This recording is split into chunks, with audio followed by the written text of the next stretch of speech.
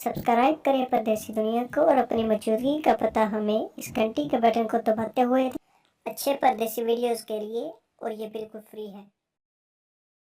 अस्सलाम वालेकुम दोस्तों, आज की इस वीडियो में हम पाकिस्तान की आन शान, पाकिस्तान के सबसे बड़े जनरल राहील शरीफ की ज़िंदगी के मतलब आपको कुछ उनकी ज़िंदगी के वाक़यात बताएंगे। तो इस वीडियो को लाइक करना मत भूलिएगा, और अगर आपको ये हमारा वीडियो पसंद आए तो सब्सक्राइब हमारे चैनल पर कर लें। बगैर लेट किए आइए शुरू करते हैं।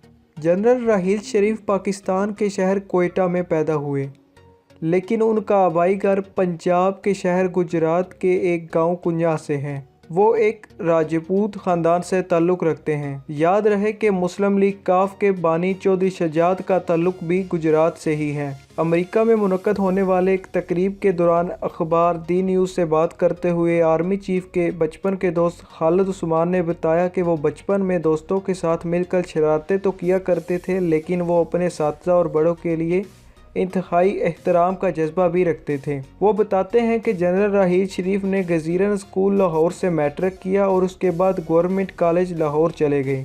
वो स्कूल के दौर में साइकिलिंग और क्रिकेट के शौकीन थे और कॉलेज के दौर में एक काबल और लड़ाई झगड़े से बचने वाले तालिब-ए-इल्म समझे जाते थे। उन्होंने न सिर्फ पाकिस्तान में तालीमी और अस्करी मैदान में शानदार कारकर्दगी दिखाई, बल्कि जर्मन में मिलिट्री ट्रेनिंग के कोर्स में भी अव्वल पोजीशन हासिल की, जबकि कनाडा के स्टाफ कॉलेज से मिलिट्री एजुकेशन में भी आला सनद हासिल की। नाजरीन, अगर जनरल राहील शरीफ का फैमिली बैकग्राउंड देखा जाए तो जनरल राहील का ताल्लुक एक फ़ौजी घराने से है। वो मरहूम मेजर राना मोहम्मद शरीफ के बेटे हैं। उनके भाई मेजर राना शब्बीर शरीफ पाकिस्तान की तरफ से 1971 की जंग में शहीद हुए थे। पाकिस्तान की जानब से उन्हें आला तरीन फौजी अवार्ड निशान हैदर दिया गया था। इधर मैं आपको बताता चलूं कि आम तौर पर शहीदों को आर्मी के कब्रिस्तान में दफन किया जाता है, लेकिन राहील शरीफ के भाई मेजर राना शब्बीर शरीफ ने अपनी हयात में अपनी मां को कहा था कि उनको लाहौर में मियानी साहब कब्रिस्तान में दफन किया जाए, क्योंकि उसी कब्रिस्तान में उनके बेहतरीन दोस्त भी दफन हैं। जनरल साहब 3 भाइयों और 2 बहनों के दरमियान सबसे छोटे भाई हैं। उनके दूसरे भाई कैप्टन मुमताज़ शरीफ ने भी पाक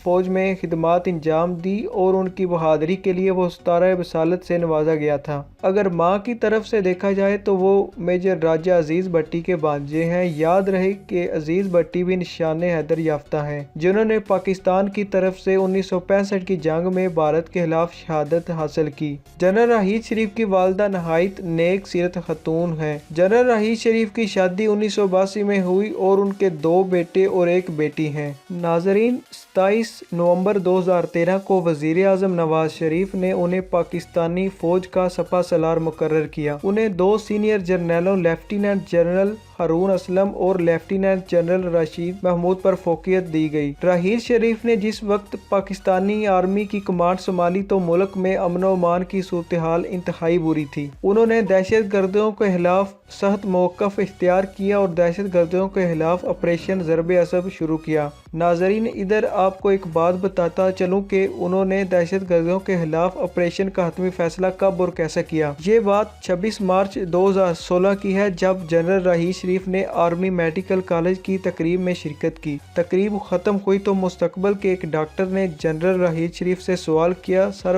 वो कौन सा लम्हा था कि जब आपने हतमी फैसला किया कि अब दहशत गर्दों के खिलाफ जंग होनी चाहिए। इसी सवाल के जवाब में आर्मी चीफ बोले, मैं तो सीधा साधा फौजी हूँ, मुझे तो शुरू से ही मालूम था कि लातों के भूत कभी बातों से नहीं मानेंगे, लिहाजा मेरी प्लानिंग तो पहले दिन से जारी थी। लेकिन हाँ, एक वो लम्हा जरूर आया जब मैंने अपना हतमी फैसला कर लिया था। जनरल साहब ने कहा कि मुझे आर्मी चीफ बने थोड़ा ही अरसा हुआ था। मैं दफ्तर से वापसी पर घर आकर जब भी अपनी वालदा के कमरे में जाता तो माँ जी अक्सर टीवी देख रही होती और ज़्यादातर वो किसी धमाके या दहशत गर्दों के खिलाफ कोई कार्रवाई देख रही होती थी। फिर जैसे ही वो मुझे देखती तो दुखी लहजे में टीवी की तरफ इशारा करके कहती, पुत्रा ऐ की हो रहा है।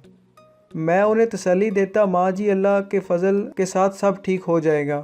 پھر مجھے وہ دن بھی اچھی طرح یاد ہے جب ایک شام میں دفتر سے واپسی پر ماں جی کے کمرے میں داخل ہوا تو وہ ٹی وی پر کسی خودکش دھماکے کی کوریج دیکھ رہی تھی۔ میں نے سلام کیا تو سلام کے جواب دینے کی بجائے وہ ایک عجیب سی درد اور کرب بری آواز میں بولی، پترا اے کی ہو رہا ہے تے تو کی کرنا پیا ہے۔ اسی دن ماں جی نے جس انداز میں یہ کہا کہ پترا تو کی کر رہے ہیں تو مجھے ایسا لگا کہ جیسے قوم کی ہر ماں مجھ سے یہی کہہ رہی ہو، اور یہ وہ لمحہ تھا جب میں نے سوچا کہ بس بہت ہو چکا۔ ان کے اسی فیصلے سے امن و ایمان کی صورتحال میں بہتری ہونے لگی اور راحیل شریف ملک میں ایک مقبول آرمی چیف کی حیثیت سے ابھرے۔ جنرل صاحب ایک ملک سے پیار کرنے والے آدمی ہیں۔ ذرائع نے یہ بھی بتایا ہے کہ جب جنرل راحیل شریف 2014 میں امریکہ کے دورے پر گئے تو قومی خزانے کی بچت کے لیے سیکیورٹی سٹاف کو ساتھ نہ لے گئے۔ واشنگٹن میں اہم میٹنگز کے بعد جب وہ اپنے دوست کے گھر پہنچے تو اپنا سامان خود ہی اٹھا کر سیڑھیاں چڑھنے لگے، لیکن ان کے اے ڈی سی نے بعد اسرار دیگر اہتمام کیا۔ راحیل شریف ایک آرمی